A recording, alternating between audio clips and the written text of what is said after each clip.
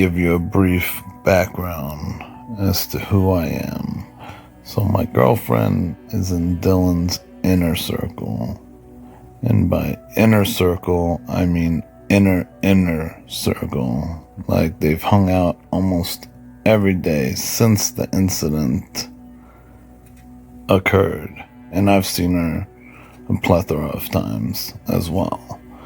So you're going to notice I'm not going to use words like allegedly, supposedly, because all of this is actual, first-hand, factual information. Where should I start? To clear things up. First of all, there's a lot of misconception about Dylan suffering from PTSD or trauma or any of that. None of that is accurate.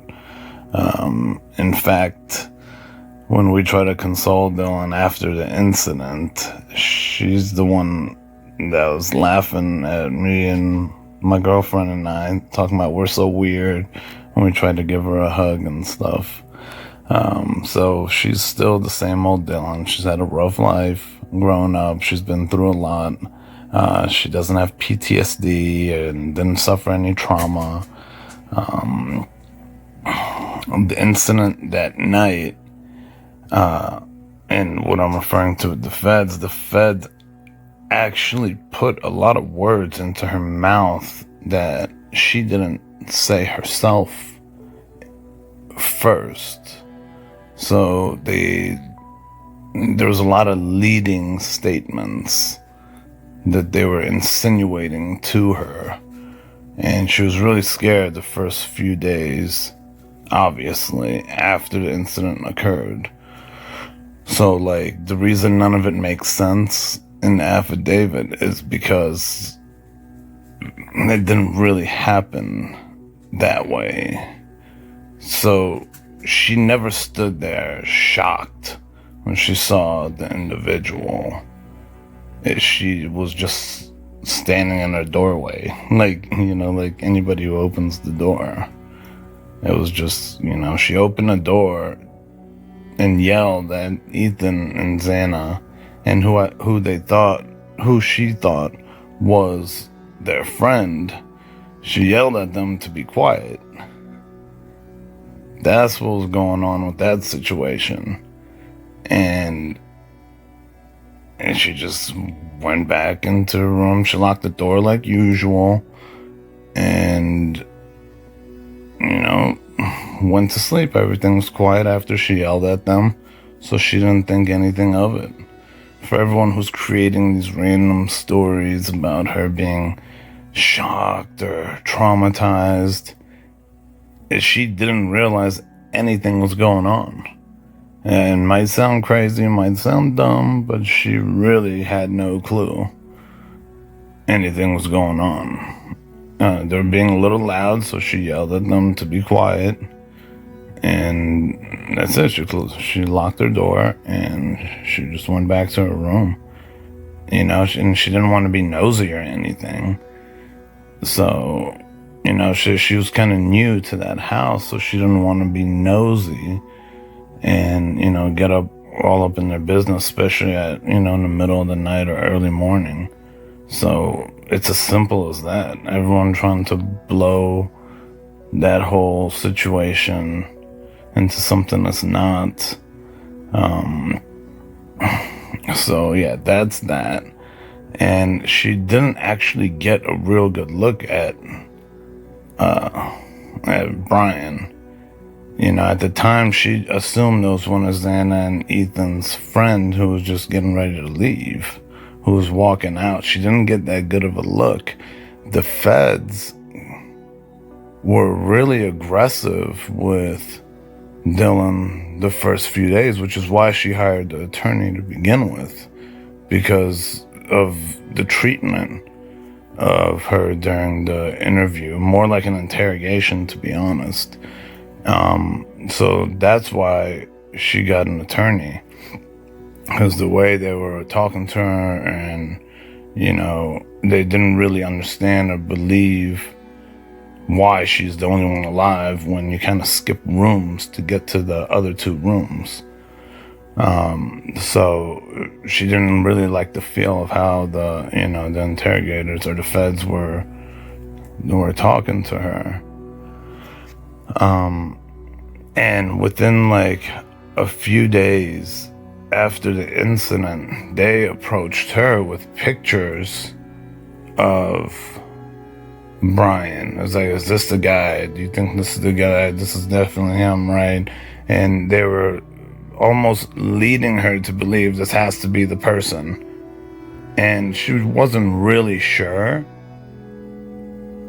But they kind of put those words in her mouth. It's almost like, they were insinuating it so much to where she was like, I think, no, it's definitely him. And that's when they just kind of like ran with it. So what you see in the affidavit is, it didn't play out that way.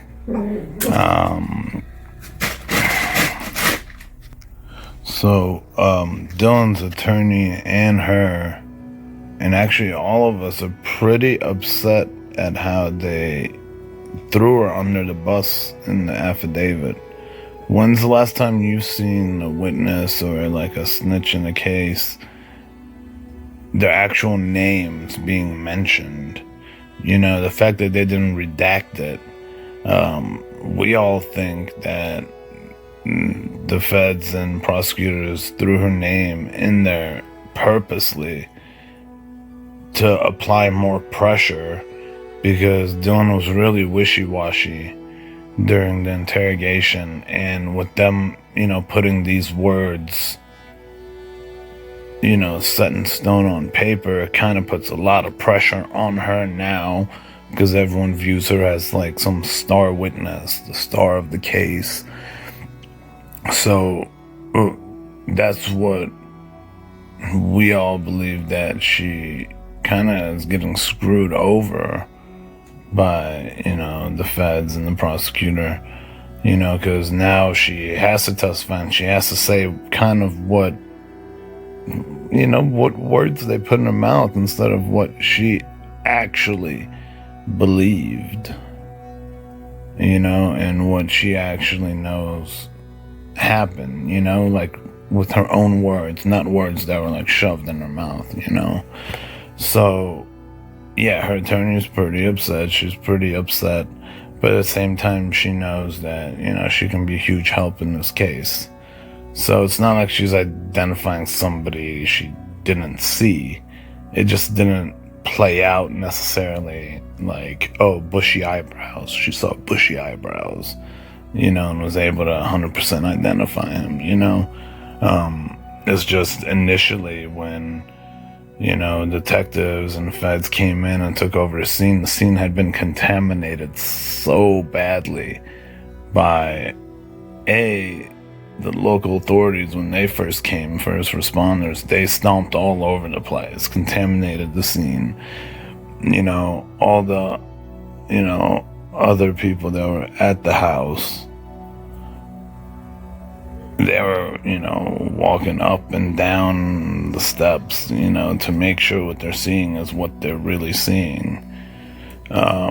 So, this is a scene that was really badly contaminated. So to equal the playing field, the feds feel like, having a star witness is critical here. But just the way she was being interrogated initially was, it's kind of crazy. It's not what you guys think. They weren't being all sensitive and gentle to her. They were really accusatory and kind of, pressured, put the press on her. Thought that she might have something to do with it, because it just didn't make sense to them why she's the only one alive. And on top of that, didn't see anything or really hear anything. She didn't want to be nosy, didn't want to, get up in her roommate's business. She told him to be quiet. The last thing that crossed her mind was people are getting slaughtered next door and upstairs, So, I think that's pretty much everything I've covered. So yeah, just to go over the whole suffering trauma. She was shocked as she saw him walk past her. Like, it's not as dramatic as you guys think. He was already halfway towards the kitchen walking out. And for all of y'all that are scratching your heads, yes, police do lie.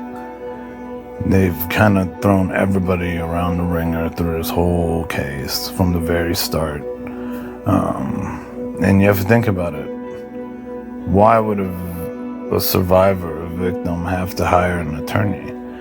Obviously, they were mistreating her pretty badly as they're interrogating her, and especially now throwing her name in the affidavit like that. That's all because they're pretty upset she hired an attorney to begin with. And because they want to put a lot of pressure on her from the public for her to be the star witness. But aside from that, she's doing good. She's the same old Dylan.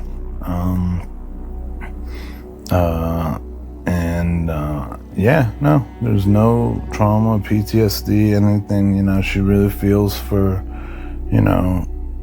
her friends who are deceased, and she does beat herself up a little bit about not being more involved in the situation that night. But realistically, something like that's not going to cross your mind that something like that's taking place in your house.